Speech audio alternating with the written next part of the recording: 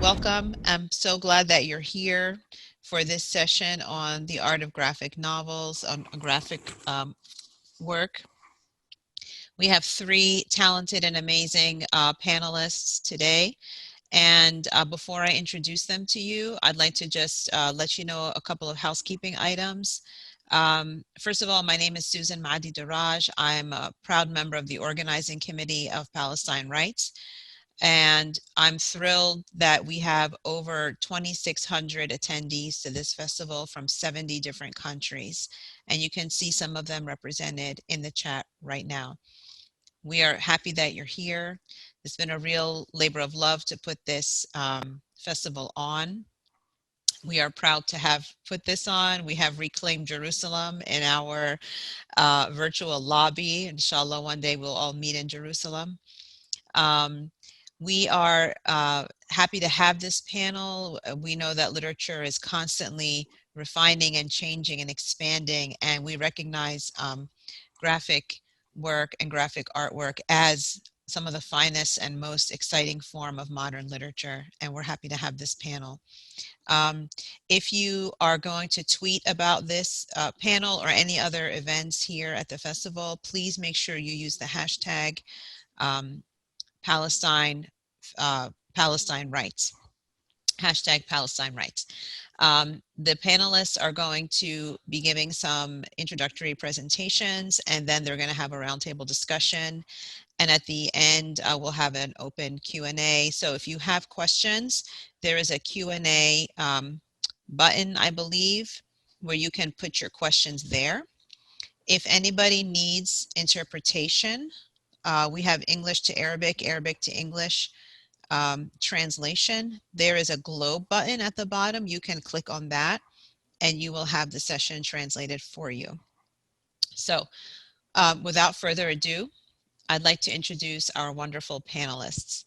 Iasmin Omarata is a Middle Eastern and Muslim award-winning comic artist, game designer, and illustrator who creates art about coping with illness, understanding identity, dismantling oppressive structures, and Arab Islamic futurism. Their recent graphic novel, Mshadra, has resonated with readers and reviewers alike with its vivid and searingly honest account of epileptic lived experience.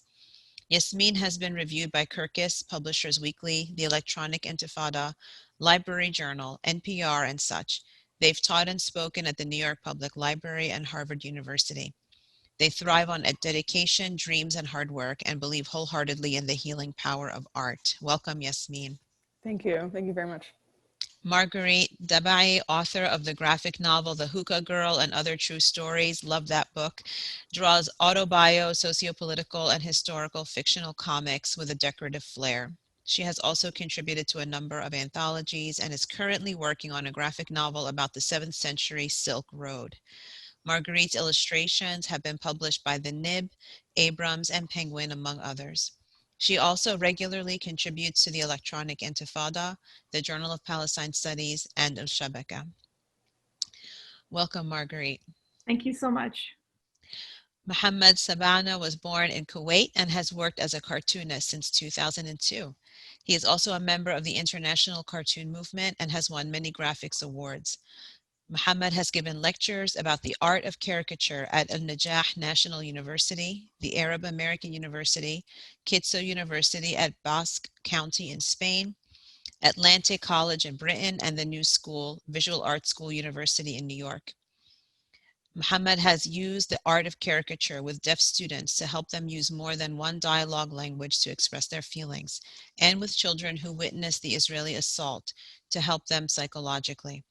In addition, Mohammad was part of many workshops specialized for kids to develop their critical thinking. Freedom House has chosen one of his works in 2016 as one of the most important photos for the year. Mohammad's first book was published in the US by Just World Books. Currently, he's working on the Spanish version for that book. He has also organized 2 international art fairs in Palestine in 2014 and 2018. Welcome, Mohammad. Thank you. Thank you. تفضلوا. I should maybe have decided to start. Maybe I should start with my presentation. It's, not this one. Just a minute. I should share. Okay. I want to talk about my first book, Palestine Black and White. I've started my book with this big mural about the Palestinian history from the British Mandate until 1948, 1967, the first Intifada, second Intifada, peace negotiation, and what's happened in Jerusalem and what's going on. And I hope one day we will reach our independence. Not just because I want to introduce the Palestinian history, but because also I believe that what's happening through the Palestinian history is still going on and on until now in many places in Palestine. I have started my idea with this political frameworks called settler colonialism because just 5 years ago, I couldn't speak English language, and I have started reading some books and articles about Palestine and the political situation in Palestine, and I have read some books for Ilan Pape and some writers about the situation in Palestine. And actually at that time, I've discovered the settler colonialism as a framework, how we can implement these frameworks in Palestine. And that's why I've drawing this cartoon in one of my books about the native Palestinian. I've called them the native Palestinians, just as an intersection between the Palestinian people and the indigenous in the United States. The idea of settler colonialism, these the immigrants who came from the European country, even in United States or in Palestine, they came to establish their own country or own identity on the ruins of another nations or another people. And that's what's happening in the United States. That's what's going on now in Palestine, that they want to eliminate the Palestinian people and expel them from their home to establish their own country. The big justification that they have used through during the history is the Holocaust, and they use the Holocaust as an excuse to expel the Palestinian people and to convert the oppressed people during the Second World War to oppressor for the Palestinian people in Palestine. And that's also one of my cartoon in black and white book. And that's why I did also another cartoon to talk about the situation now in Palestine. In 1948, more than 750,000 Palestinians were expelled from their home, and that's why also I did some cartoon about the Palestinian refugees, because I do believe that's all the people now during, at that time when I published my book, they were talking about the Syrian refugees, the other refugees around the world, and no one talking about the Palestinian refugees who they are still suffering from what's happening in 1948. And that's why I did this cartoon about the Palestinian refugees. And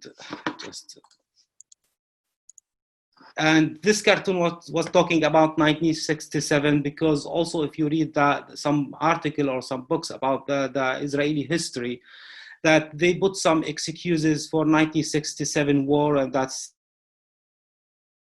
maybe some Arab country wanted to fight against Israel or to eliminate Israel, and that's why they have occupied West Bank and Gaza and some of the High of Golan and some of the Egyptian area. And that's why I did this cartoon about 1967 war. And also recently, Ilan Pape published a book. He called it The Biggest Prison on the Earth. He mentioned most of the people around the world, they think that just the people in Gaza, that they are in a big prison. But what I think, that's all the Palestinian people, they are in a big prison, even in the people in the West Bank. And that's, I will show that through my presentation. This is the West Bank for the people who they don't know West Bank. Here is all of these dots are Israeli settlement in West Bank. More areas for the settler around these settlement just to keep it safe. Pay-pass route for settlers. Natural, all of this gray area, it is a military area, military zone area. all of these red area, it is natural reservations in West Bank. The green areas, all of these green areas for the settler to cultivate these areas. And all of these black areas behind the Israeli wall. And you can imagine, I live here in Ramallah and my family in the north of West Bank in Jenin. If I want to cross, if I want to go to visit my family, I have to cross through all of these settlements and pay pass routes from the middle of West Bank to the north of West Bank. And that's why I did this cartoon about the Israeli wall, because this cartoon is not just surrounded the people in West Bank. This wall surrounded everything, the cultivation, the trees, the culture, the Palestinian culture, and even some mosques and church in West Bank. And all the people around the world, they know this picture for the Israeli wall, what they call the Israeli wall. I prefer to call it the annexation wall, because they annexate some Palestinian areas behind that wall to keep some natural resources and to keep some areas for the Israeli people. And I want to show this this place called Qalqilia. I don't know if you know, see this Qalqilia, small Palestinian city, surrounded by this line. The blue line is the Israeli wall, surrounded all of this small Palestinian city. And if anyone want to cross or to go out this small Palestinian city, he had to go through this green line. And to cross through this green line, you have to go through this gate. And you can imagine that 200,000 Palestinian people, if they want to leave this city, they have to cross through this small gates. And that means just one Israeli soldier, if he closes this gate, he will convert this big Palestinian city into a big prison. And that's why I did this cartoon about the land grab in West Bank and in Palestine. Another case here, this small building, this small building for Palestinian people who have refused to evacuate his home, surrounded by all of this construction for some Israeli settlement in West Bank.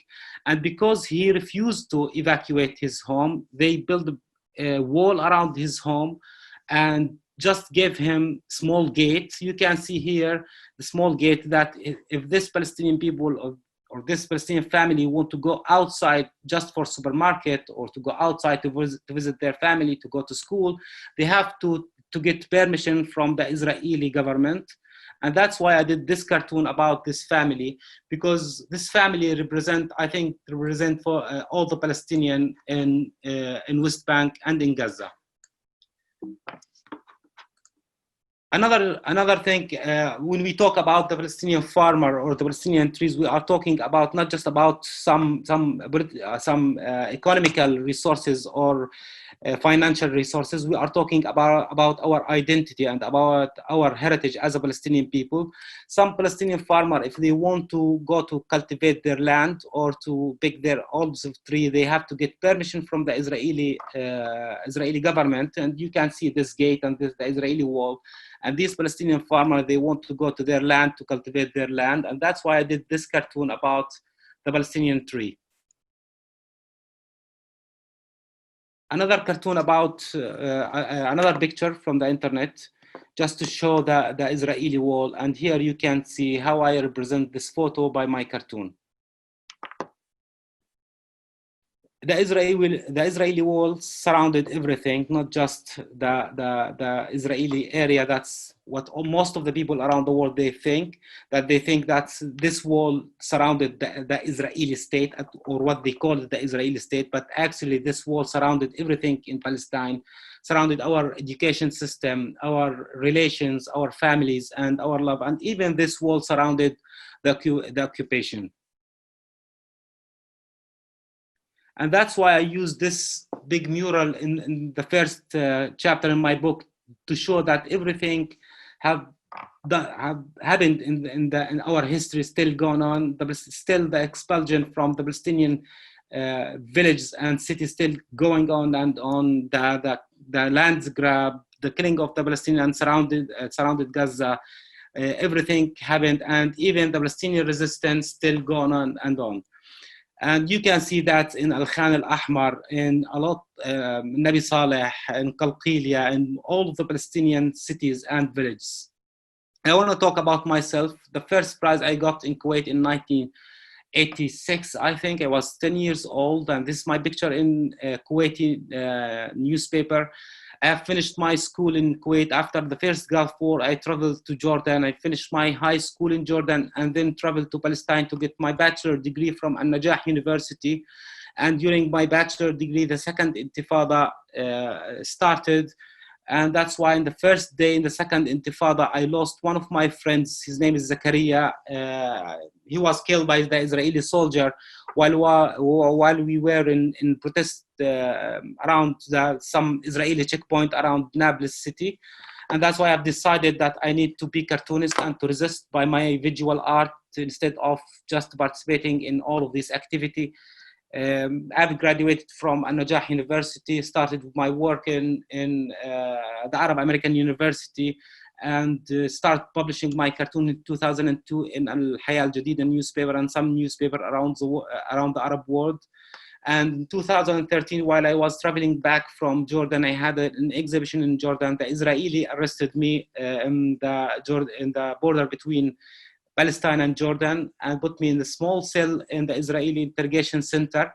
And you can see here some picture for the cell. It's not exactly look like the Israeli cell, but it's the Israeli cell. It's harder than these cells because in these cells you don't have windows, you don't have anything, even paper or pencil or anything to spend your time. That's why I've decided during my time inside this Israeli cell, I want to use all of this long time just to think about some cartoons about the Palestinian prisoner. And when I will released from this prison, I will do my exhibition. I have stolen this small paper from Israeli interrogator and wrote some notes about my cartoon and my ideas, just to draw all of this cartoon about the Palestinian prisoners. And you can see some cartoons and some graffiti from some of my colleagues around the Arab world. They have done some cartoons and some artworks just as a solidarity with me.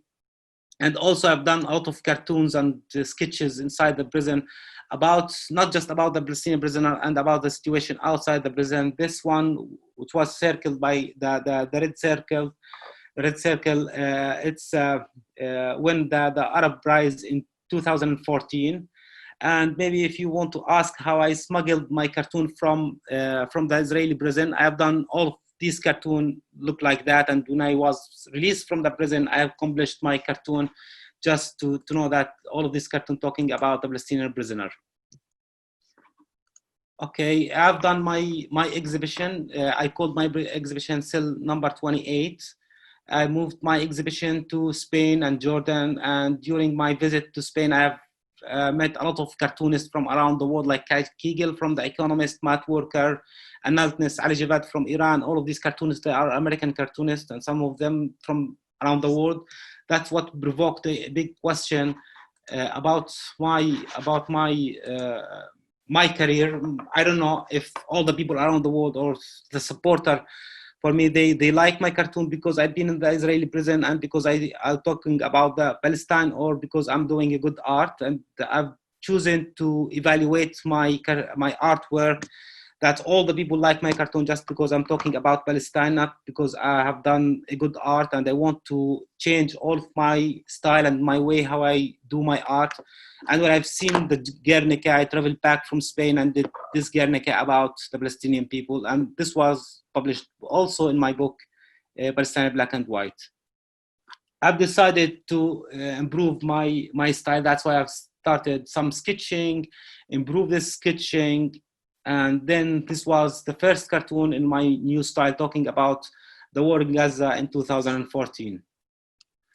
Another cartoon just to improve my character. And then I've decided to do my book to talk about the situation in Palestine through the settler colonialism perspective and talking about our daily life. This is one checkpoint between Nablus and Gaza and between Nablus and Ramallah, while I was going to visit my family, and all of these cars just waiting to cross this checkpoint, more cars waiting to cross this car, and that's why I've done this cartoon about the Israeli checkpoint. Another cartoon about the discrimination and racism, because most of the people think that this thing have done around the world and there is no racism around the world. But if you see this checkpoint between Nablus and Ramallah, this one of these routes for the settler that they are immigrants who they came from around the world to be in West Bank and to stay in our land. If they want to cross this checkpoint, no one will ask them about their identity or anything. But if you are Palestinian, you have to wait until this Israeli soldier give you the permission to cross this checkpoint between Nablus and Ramallah. And if you see all of these things, like all of these street sign between the Palestinian city, between Ramallah and Nablus, which considered under the international law part of the Palestinian states, you will find the Hebrew first, then the Arabic language, then the English language. But the problem is all of these cities or villages, all of these names for settlements in West Bank, it's not for the Palestinian cities, just Jerusalem. And because they consider Jerusalem part from the Israeli state, they may have mentioned Jerusalem in all of these traffic signs. That's why I've done this cartoon about the peace process, because I think like Noam Chomsky said, it's not peace process, it's a process, and under this process they want to annexate more land, they want to expel the Palestinian people, they want to put them in the prison and get more land from the Palestinian people. And that's why also I'm talking, when I talk about the Israeli state, or what they call it, the Israeli state, because always they are claimed that it is the only democracy in the Middle East. They have arrested me, but also 2 years ago, while I was traveling back from Belgium, I had an exhibition about the Palestinian history. Also, they have confiscated one of my artwork, a big mural about the Palestinian history, and they took it at the border. Another accident around the world for Steve Bell, my friend, another German cartoonist, another cartoonist from the Netherlands, just because they have criticized Israel, they've been accused as anti-Semite cartoonists. Even if you are Israeli cartoonist, that doesn't mean that they will not accuse you as anti-Semitic cartoonist. If you criticize the Israeli government, Avi Katz, Israeli cartoonist, he was accused as anti-Semitic cartoonist just because he have done this cartoon about Netanyahu. And now I've done all of these mural about the Palestinian history, the human history, the women issues. I've done one about the environment, and it was published in World War III magazine in New York last year. And also I've just finished my master's degree in illustration and comics art. And I've started also by this quotation by Edward Said, nation themselves are a narration. And that's why I've decided to do my project about the Palestinian people. I tried to do coloring book for kids, relying on the Palestinian archive and some archives around the world. I thought that maybe I can do some sculptures, some linoleum cut or printmaking, some intaglio printing. But then I've decided to do my book as printmaking and to do my book as a comics book, and it will be published next year, maybe with Noisy Street in New York. Talk about my life inside the prison, and I will use the printmaking technique to talk about the Palestinian prisoner. And thank you. I've done with 10 minutes.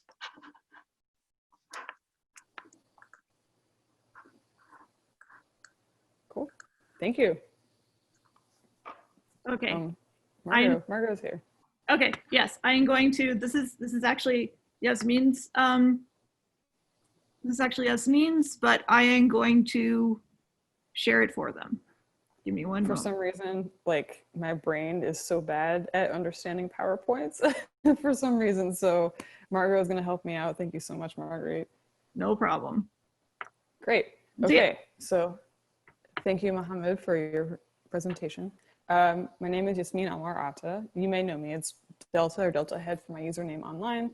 I am a queer and trans Palestinian artist. My pronouns are they, them.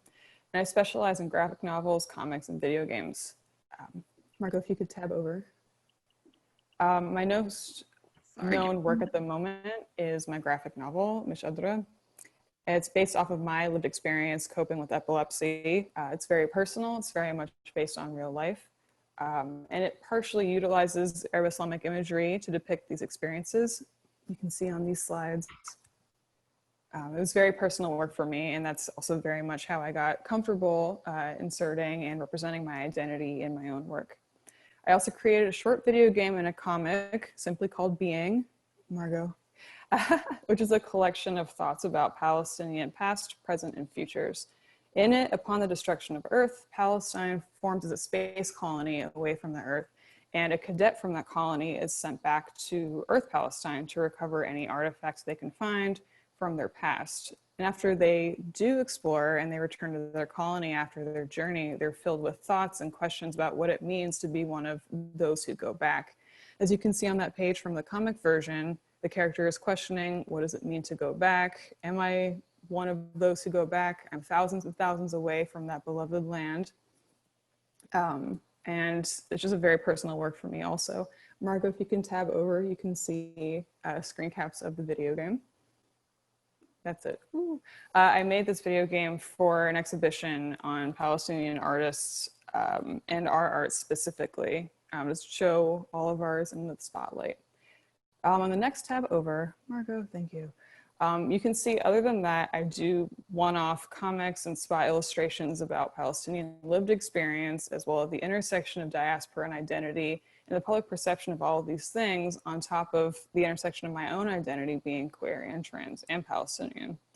At the moment, I am working on 2 graphic novels with Penguin Random House and a video game, which is a personal project. Margot, if you tab over, you can see one more of my works. That is one of the spot illustrations, comics for the Nib, and talks about how the media that we consume and the anti-Palestinian imagery that we see, such as famous movies like True Lies, which is incredibly anti-Palestinian, through those images, we learn and we grow, and these public depictions of Palestine can be extremely harmful.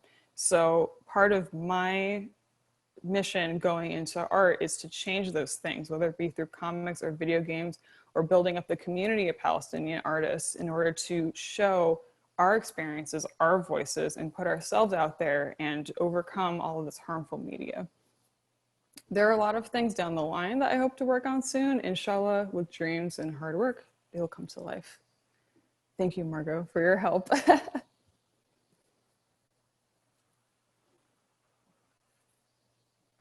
Okay, no problem. Thank you so much. Thank you. Thank you.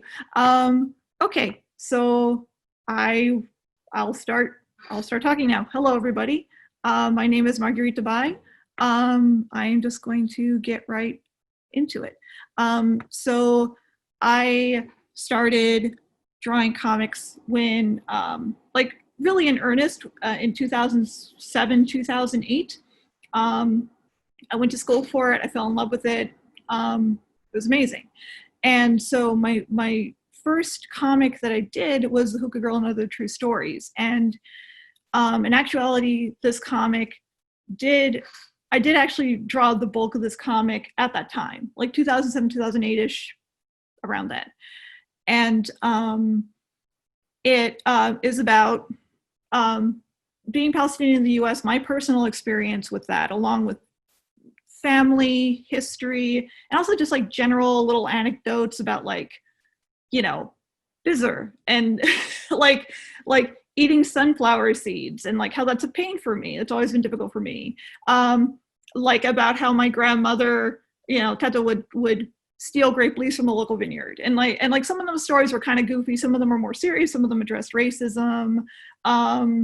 You know, so it really ran the gamut. And the book was never, you know, I just self-published it. The book, I tried to get it published through the usual channels of going to a publisher and getting it published. At the time, it was not very great to be a non-white person trying to get into comics. And so I got a lot of flack for it. I got a lot of people who would say, this is really great, we're never going to publish it. I actually did have someone tell, like a publisher that will remain nameless, say they were afraid of being firebombed if they published it. So, this is the kind of pushback that I was getting. So I was like hustling and doing my own thing and trying to sell it myself, basically, for many years. I did finally get a publisher for this book. Didn't happen until 2018. So this is many, many years in the making. So this version has a few extra stories added to it. And this is one of them where I just kind of explain the long journey this book had of many, many years of just like trying to promote it myself. And, especially back in the day, it's different now a little bit, luckily. But back then I was just like, okay, I'm, the one Arab in the space and, people not really knowing what to do with the material. And, just trying to navigate that. So that is that. And these are a couple of pages also from the Hookah Girl, just to give you a sense of the style. I also, Iasmin mentioned True Lies in my book. Just FYI, because I have a chapter that I put in recently about Arabs in film. So I mentioned Aladdin, the Disney's Aladdin. I mentioned Back to the Future, which you'll see there. And I also just sort of like throw in a line about True Lies. So, yay, terrible movie.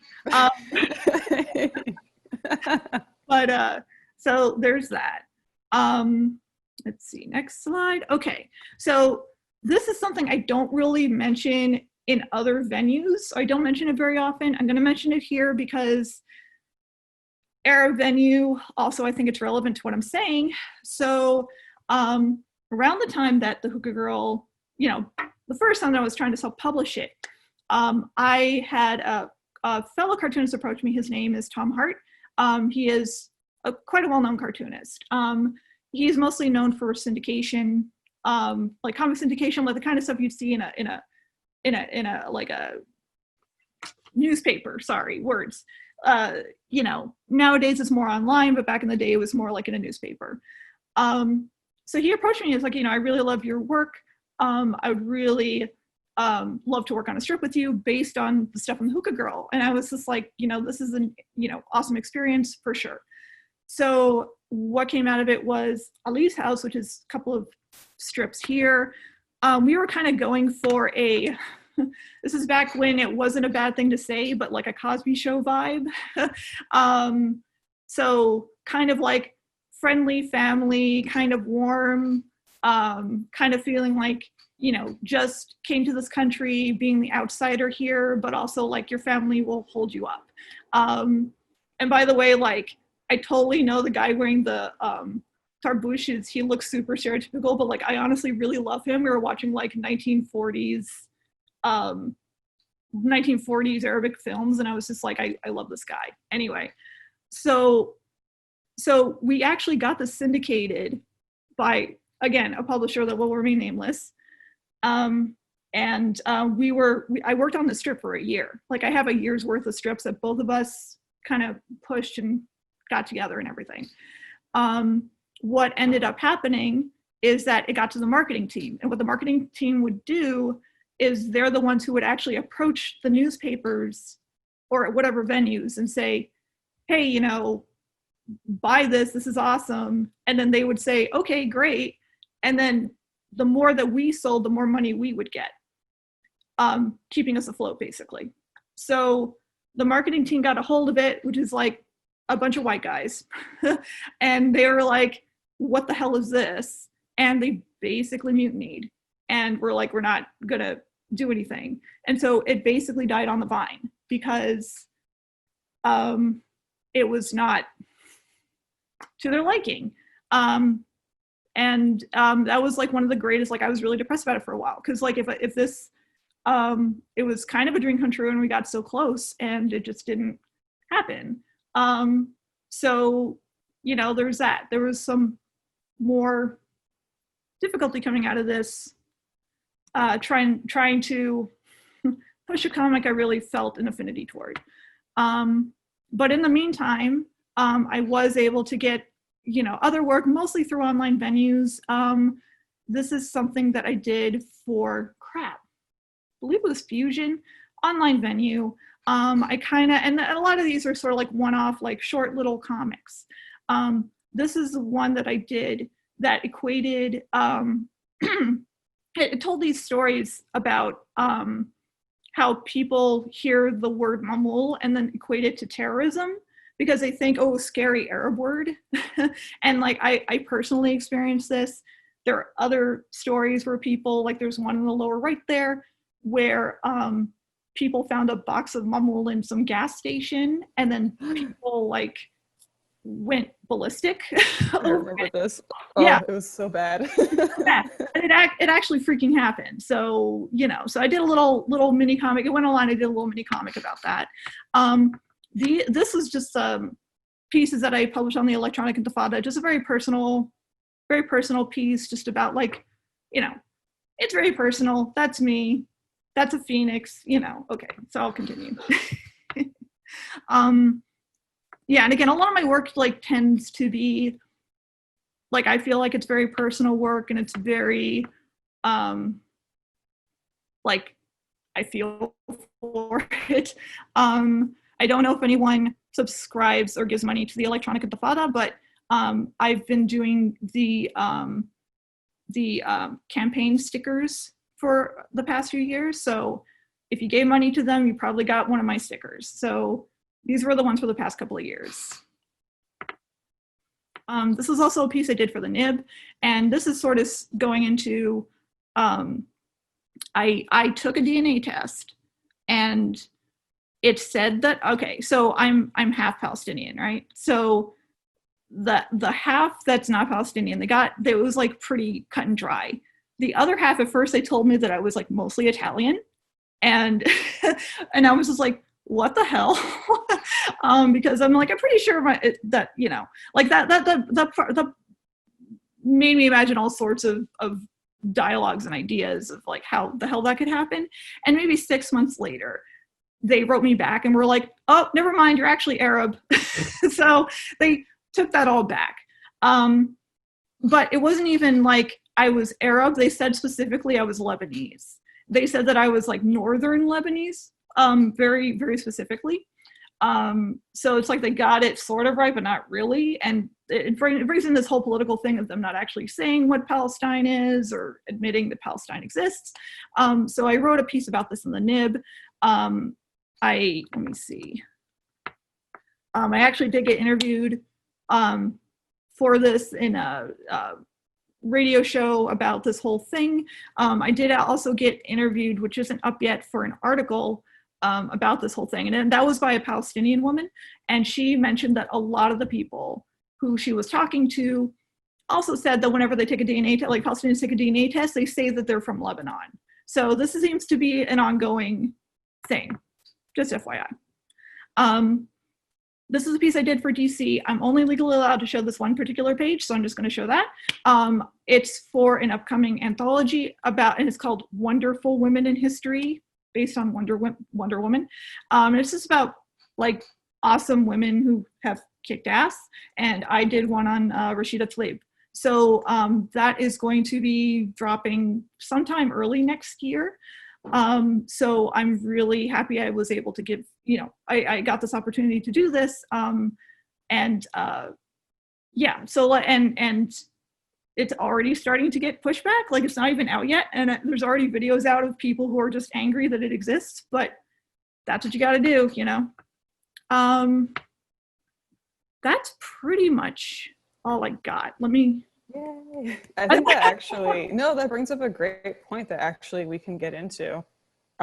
Just the idea of people being scared, or like basically our very existence is politicized. So like you've shared, Margot, getting published, getting, you know, your comics out into a particular space, especially when they're about being Palestinian, it's so hard, and you're met with so much, not only like rejection, but also harassment.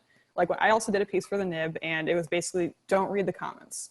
don't read the comments, but I did anyway. And of course, there were tons of comments. I got nasty emails from people saying, how dare you write about Palestine? How dare you do this? You know, so I think that's a challenge that we can talk a lot about. Also, I'm seeing in the chat, people are saying really nice things. Thank you all so much. Y'all are so kind. I'm just seeing a lot of nice people saying a lot of nice stuff. So thank you. Yeah, thank you. Oh my God. Yeah, I didn't get a chance to look at that. Much appreciated. Thank you so much. Yeah, that's such a nice breath of fresh air. It is positive. Yeah. You know, it's different. Yeah, absolutely. No, but that is a very good point. And it's like, and something interesting about the DC thing is like, I'm not sure. I mean, they've been awesome, right? They've been awesome to work with. I'm not sure if they really knew what they were getting into, asking me to do this. You know, so, but I was just like, hey, you know, like they want to, I'm all for doing this, rock on, you know, I'm going to do it. And so, and they had a sensitivity reader read my piece, fine, you know, and the person was very cool about it. And they were like, okay, like there's nothing, you know, there's nothing technically, like the piece is fine as it is. Right, it's fine, but then like it's gonna get pushed back. Like the person was just like, even though there's nothing wrong with it, it's gonna get pushed back, be prepared. Which is totally spot on.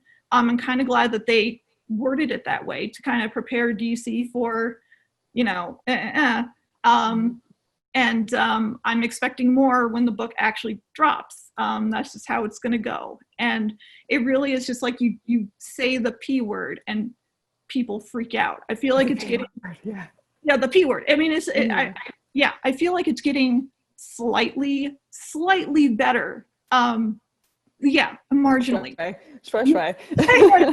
Like than it has in the past, you know, 5 to 10 years. I don't, you know, when and speaking specifically in comic communities, if I go to a convention or something, I don't, and this is just anecdotal, it's just me, I don't come across so much like, you know, what the hell is this? You know, like kind of like questioning as much, like nowadays it seems more like curiosity, which is awesome. That's exactly what I want. So that's all positive, but it really is like snail's pace. Yeah, it definitely is. And I totally understand being a point of curiosity or a point of like people being incredulous or, you know, just straight up being hostile to you when they meet you or they see your work. Part of me in particular being Palestinian and trans, I think it's very difficult for people to perceive me as I am, because not only is Palestine so politicized and such a, like, if you don't hate it, then you're like this about it. Like you don't want to talk about it. So not only that, but being Palestinian and trans, I mean, even fellow Palestinians seem incredulous or skeptical of my identity. So I think all of us, you know, no matter what, like you are, plus being Palestinian, I think that we need to be like brave and we need to be out there and courageous. No matter where you are, whether you're on, you know, in the Palestinian land, if you're in diaspora, I think it's really important for all of us and all types of Palestinians to put our voices out there. Yeah. Yeah. And so. Oh, sorry, go ahead, please. I've seen the question about that, about the role of comics in the Palestinian struggle. I want to go back to the framework of the political framework, what's called the settler colonialism. If that's who asked, if he just read something about the settler colonialism, one of the most important tools that the colonizer use it to eliminate the indigenous is to dehumanize them. And that's what Ilham Pape say, that if you want to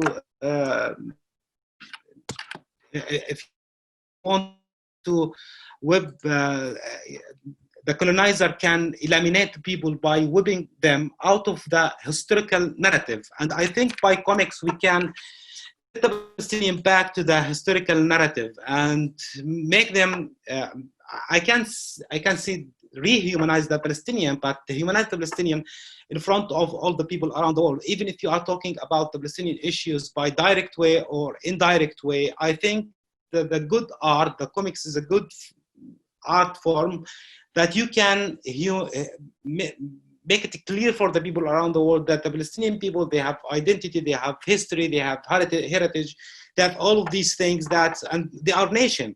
That's what Edward Said says, that the nations themselves are a narration. And as a storyteller, as a comics artist, what we exactly do, we convey the Palestinian narration for the people around the world.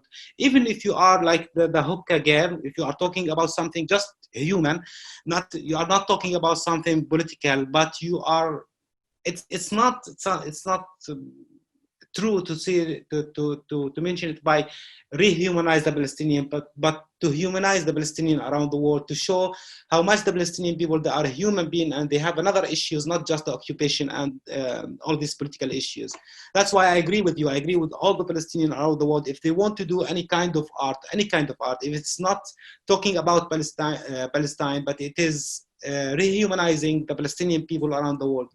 And that's why I think the hookah girl, all of your experience is very important for the Palestinian people.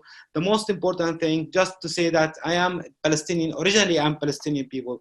I am Palestinian artist. That's the most important point for me. Mohammad, there was a follow-up. I want to follow up with that. There's a question from Hiyam for you, Mohammad. She thanks you for your presentation. And she says, what do you think that comics can do politically in terms of movements of liberation that fiction and other forms of literature cannot do? That's what exactly I've mentioned. And because the comics played a big role in the human history during the Second World War, the First World War, the Cold War, how you can convey the propaganda for some countries around the world. And if you just find, there are many books about the Holocaust through the comics, and the Israeli and Jewish people around the world, they use the comics as an art form to convey their trauma during the Holocaust. And as a Palestinian people, I'm not claiming that through the comics I will liberate Palestine, but through the comics I can convey the Palestinian suffering for the people around the world. I can't, as I have mentioned, rehumanize the Palestinian people for the people around the world, and put the Palestinian narrative, the historical narrative for the people around the world. I want to preserve the Palestinian history through the comics, not just conveying our suffering. Yeah, I totally agree. If I could kind of jump off of that, I have two thoughts about this, which, like what you're saying, we need to represent ourselves, whether it's necessarily about Palestine or if it's just us being out there. Like I said, us even existing is politicized. Even us existing is, an offense to people. And that's part of why my game and comic together are called just simply being, because just being Palestinian means all of these things, and means being in the spotlight, and means people being hostile against you just for existing. And one of the reasons why I created those two works is also because, like you're saying, Mohammad, people can learn and grow through art, and they can see things and see sort of like history sort of corrected or in a way that they didn't realize before. And I think part of the reason why that is a thing, because art gives people the ability to have conversations with things privately, things that they don't understand or things that they didn't have sort of an empathy for privately in this private space, without, having this expectation of like needed to learn on the spot or like having to be through a lecture or things like that. You can also reach the individual through your art. They can have a conversation with the things and the ideas that you're presenting. So I think art in this particular way, by teaching and learning, you're also growing understanding and empathy in people. And that cultivation can lead to, like you said, humanizing Palestinians and humanizing Palestine. Yeah. I mean, this is exactly the reason why I got into what I'm doing. I mean, the whole point of the Hookah Girl was to be like, hey, Palestinians, they exist outside of the media narrative. And one of the greatest kicks I get is when, I'll be at a con or whatever, and people will say like, oh, these stories totally remind me of my blankety blank grandmother, whatever, like any non-Arab, whatever, relatives. And I'm just like, okay, that's perfect. That's exactly what I want. I think it's so important to connect with people in that way. And like on the flip side, I talk about, my father, I don't have a good relationship with him. And so I talk about that in the story. And I've had Arabs come up to me and say that I shouldn't tell those stories because they put Arabs in a bad light. But I don't agree with that, because it's like, I'm not a representative of all Palestinians. I am one person, and I never claim to be. None of us are. Like, we're we're single people. This is clearly my own story, and part of the humanizing is the good and the bad. I mean, it's not really my job to sugarcoat everything. Honestly, I'm not interested in that. I'm interested in telling everything. I want to mention something, because you have mentioned some personal thing. Like Spiegelman in his comics Mice, he have mentioned something about his bad relation with his father. Yeah. But also he have talked about all the people who suffered by the Holocaust by his comics. And that's why his comics, one of the most important comics about the Holocaust during the history. And that's why, because he was talking about through his personal perspective about the comics, and made the comic, the Holocaust, an international issues through the comics. And that's why I think the comics is very important medium to talk about the people. And that's why I'm trying now in my second book to use the comics as art form, to talk about my story inside the prison, inside the Israeli prison, to talk about, and also talk about some true story outside the Israeli prison.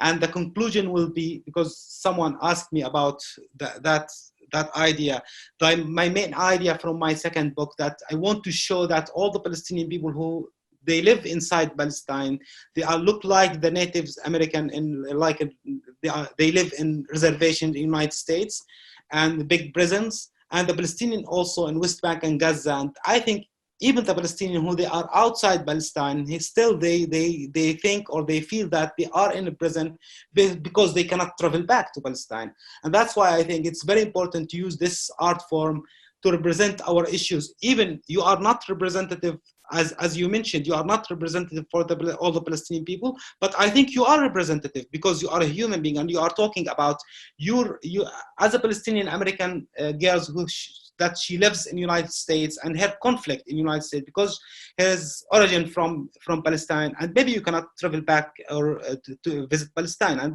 that's why I think this art form is very important. And I think just when you talk about yourself as a human being, it's very important for the Palestinian cause. Fair, totally fair. I understand what you're saying. Sure. Yeah, I think it's very much about being open to Palestinians telling their own stories and their own experiences, and not just what people expect to see or what people want you to make as a Palestinian. I feel like there's an expectation, sort of, and if you don't fit that expectation of what a Palestinian should write, even in progressive spaces, there's a problem. So I think what both Marguerite and Mohammad are saying makes a lot of sense. It's very much like you represent Palestine, but you also represent yourself as an individual, but also you represent yourself as part of a community, as part of an artistic community, that we can all kind of come together and tell our own stories in a group. And that's what builds community and builds understanding and empathy. There's another question, if I can mention, from Stan. Yep, Mm-hmm. Stan is asking, what do you think of there being more celebrated representation of Arabs and Muslims, creators like Salahuddin Ahmed, Sana Amanat, and characters like Kamala Khan in comics, but Palestinians not being included in that? Do you have any thoughts on that? Yes. When I say that our existence is politicized, I don't mean just, I don't just mean white Americans. I just don't mean that. I also mean to the Middle East, to Arabs, to everyone in the world, we are politicized. So that sentiment resonates with me a lot. Yeah. I mean, yeah, I would agree. I mean, I feel like the inclusion of us, including the not just the representation, but as well as the human representation of us, is equally important. I feel like this is something I'm also striving to do. I find them equally equally important. I feel like that's a step in a direction, but I'm also really pushing for like, come on, let's get, let's go. Yeah, I agree. Like, I think that it's a really great step to sort of have like a broader representation, but at some point, a broad representation of a vague group is not enough. At some point, we need to have more representation of sort of smaller groups or individuals or communities and things like Palestine. At some point, just kind of grouping us into one thing is not going to be enough. Yep. At some point, basically, for every one True Lies, we need like 20 Palestinian specific narratives. That's how I feel about it. That'd be amazing. That'd be great. There's a couple other quick questions. So one is for Iasmin, which is, what was the title of the game that you mentioned in your presentation?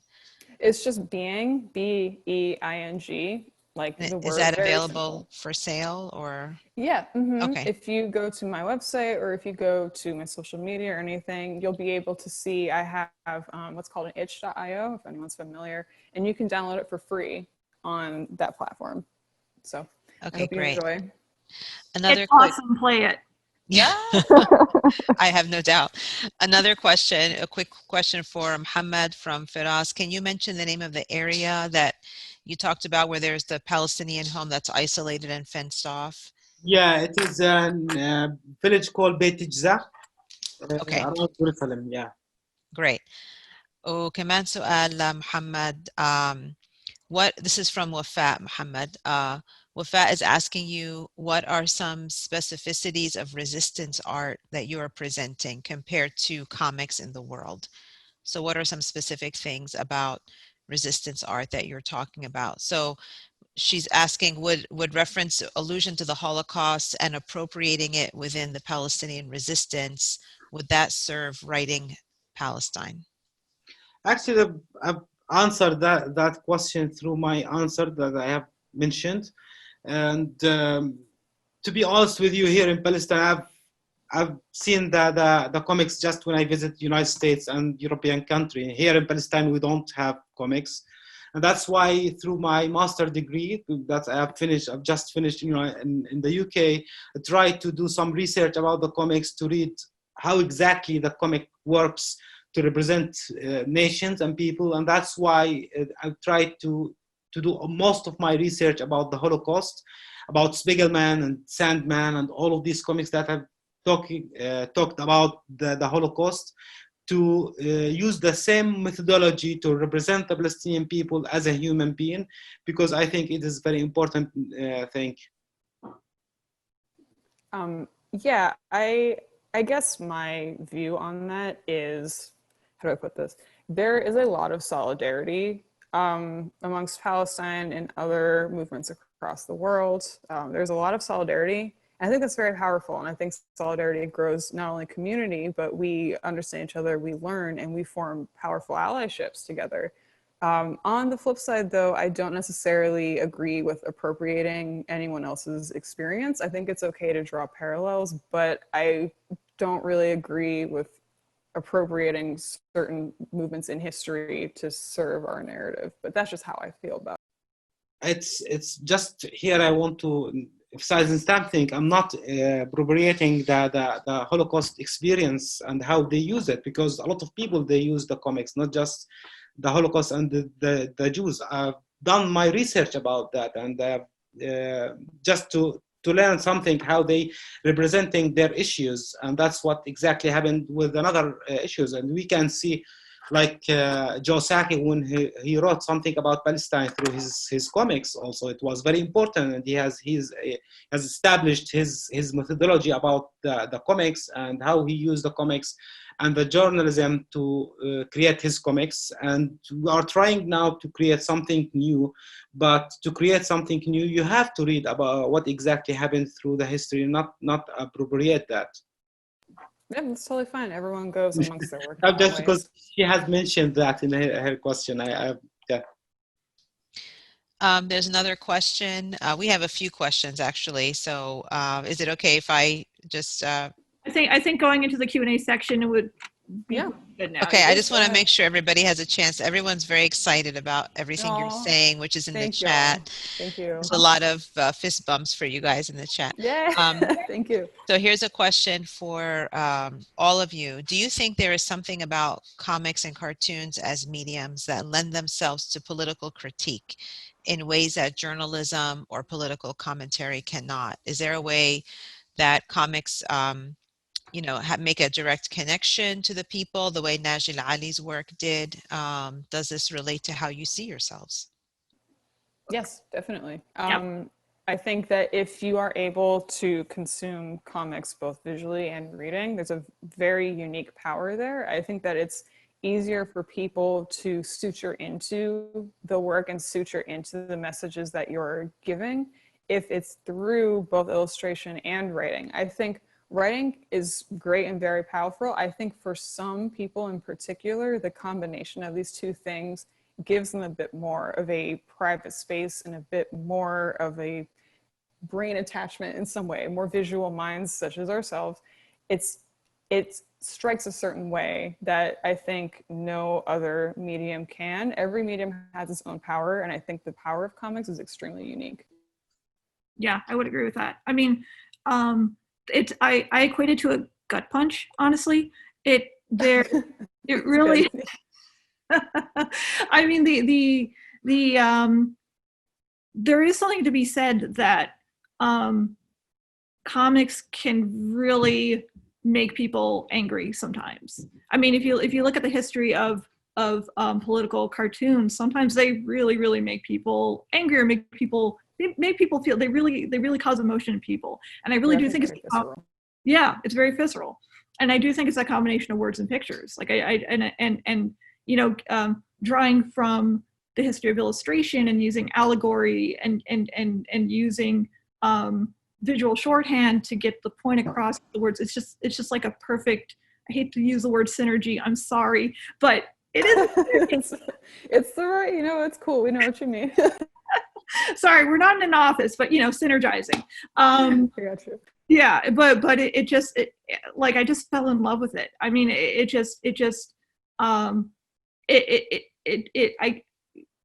for me, it's just the perfect way to get what I need across done. I mean, to me, it's beautiful. I love it.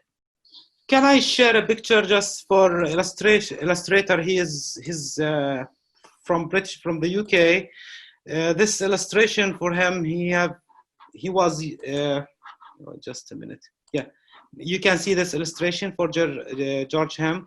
This illustration, he have done this illustration about Jerusalem in 1970 to just convey the idea that in 1970 he have done this illustration about Jerusalem while it was occupied just 2 years ago. And that's how the Israeli used the visual narrative to convey their propaganda about the Palestinian people. And that's why I think the cartoon is something visually is very important to be used as a Palestinian, and we have used that by Najil Ali and Bahauddin al-Bukhari and by Khalil Abu Arfa, by a lot of cartoonists and Ismail Shammout and all of these artists, not just the comics artists or the cartoonists, and even the visual artists like Ismail Shammout, Kamil al-Mghani, and all of these artists who they use the visual thing as a tool to resist. Is very important if we compare it with the Israeli, how they use the visual thing to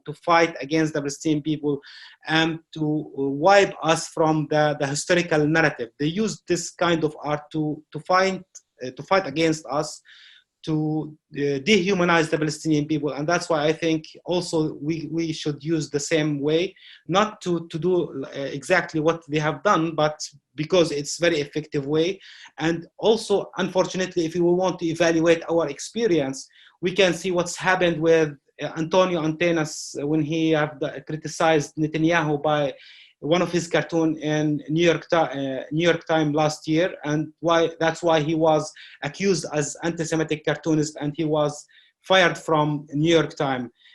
Actually, the Israeli fight against the cartoon and the comics with support the Palestinian people because they realized how much is effective and the people they will follow the visual narrative. And that's why I think it's very important. That's why just 5 years ago, Martin Rosan, Steve Bell, one from Germany, one from Netherlands, the Israeli, when all these cartoonists use the cartoon to criticize Israel, they've been accused as anti-Semitic cartoonists. And that's why they fight against all the cartoonists around the world when they want to use this medium to defend the Palestinian right or to criticize Israel. Yeah, exactly. And I just want to throw in there, since we're talking about our love of comics and how amazing it is, I just want to throw out there that some of the most supportive allies and people who will speak up and spread the word about Palestine have been in the comics community. Of course, that varies for everyone. And of course, there's going to be jerks who harass you or say horrible things.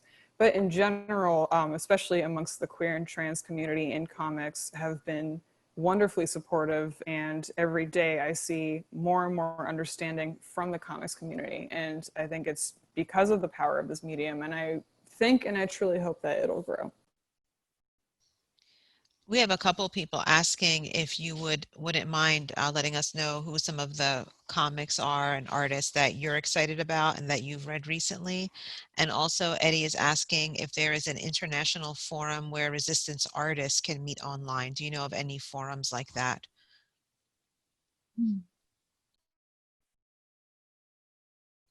And also just let us know who are some of the artists that you've read recently or are excited about their work. Well, of course, my good friend Marguerite, I am so excited for everything she's doing. That game is going to be amazing. If we're going to talk about other Palestinian artists and comic artists, I'm sure everyone knows Layla Abdelrazak, also a great friend. Everything that she does, I always look forward to. There's also a Palestinian writer named Nadia Shamas, and she is working with a friend on a graphic novel. I think that's going to be coming out either next year or the year after, and I'm so beyond excited for that one. So those are just a couple that I've been really excited about. Actually, the form for the resistance artist, I don't know any kind of forum, but maybe in for the cartoonists there are many forums like Cartoon Movement, CRNI, a lot of forum for cartoonists, political cartoonists, but not as a resistance tool, just to meet up and talk about our issues. About the artists, recently I actually also brought Marguerite book, and just spent last week just looking for her comics, your comics, and last year I haven't read anything, just research and something like that, because of just spent my last year just doing my master degree. Understandable entirely. Yeah, yeah. I feel like there have been a couple of times that I've tried to put together a, some kind of group, and, didn't really become super cogent. I think just because people are busy, there's a lot going on, that kind of thing, and also like I don't think there aren't a whole lot of us. I would love to do this in the future. Like I'm a group, like a book club. Oh, right. I'm a group kind of person. Like I really love this and that kind of thing. But yeah, I don't know of anything. Like okay, I'm a big fan of both y'all's work. I'm a big but I think we're a fan of yours. So yeah, I know.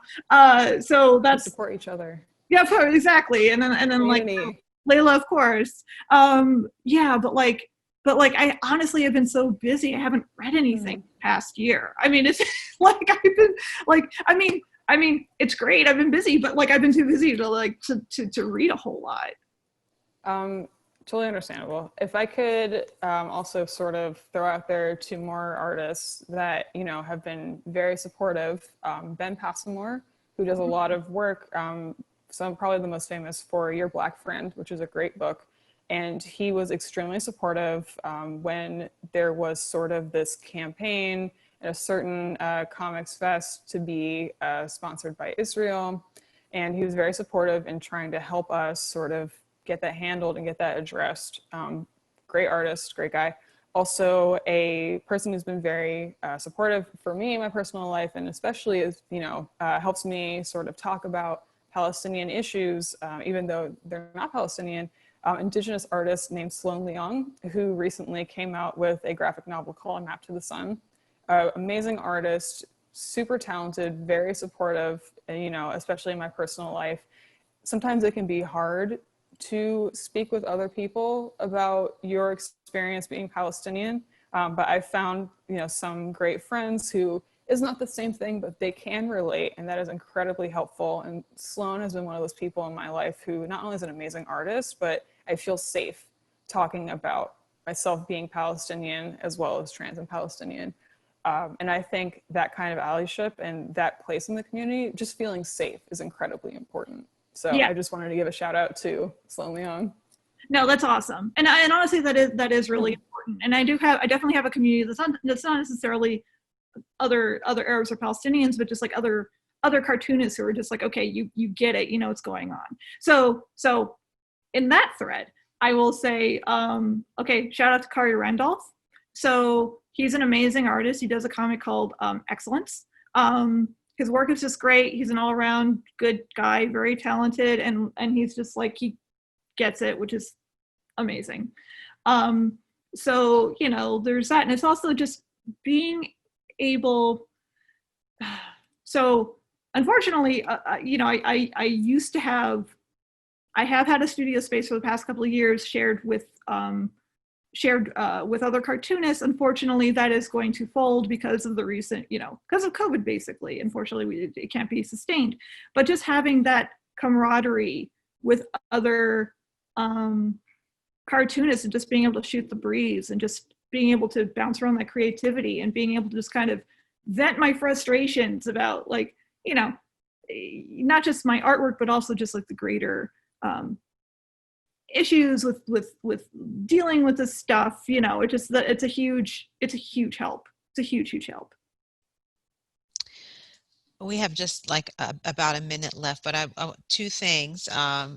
People are asking if you can put the names of all those artists in the chat to type them out so people can look them up later, if that's possible. And also, I'm going to close with I'm sorry we can't get to everyone's questions. We just have a lot of questions, which is really wonderful. I'm going to close with a question by from Yoshu, Yoshu is actually a wonderful ally. He's in New Jersey, and he's just, if we had 5 more allies like him, we could take Jerusalem tomorrow. But his question is, can you speak to the struggle of having your work getting seen by a wider audience? So many times people have tried to present Palestinian work and been pushed back. They get pushed back that this is too controversial. Can you just talk about that experience, and then we'll close after that. I'll try and say really quickly, a lot of times in my work, just it's passed up, not only for my intersection, but being Palestinian, there's a certain point where I was like, no one is going to give me a chance. I have to make my own chance. So my advice, I guess, in that situation, or what I feel about that situation is you have to create your own space, and you have to make the work that is going to represent yourself and what you want to see and how you want to see Palestine being inserted into the world through art.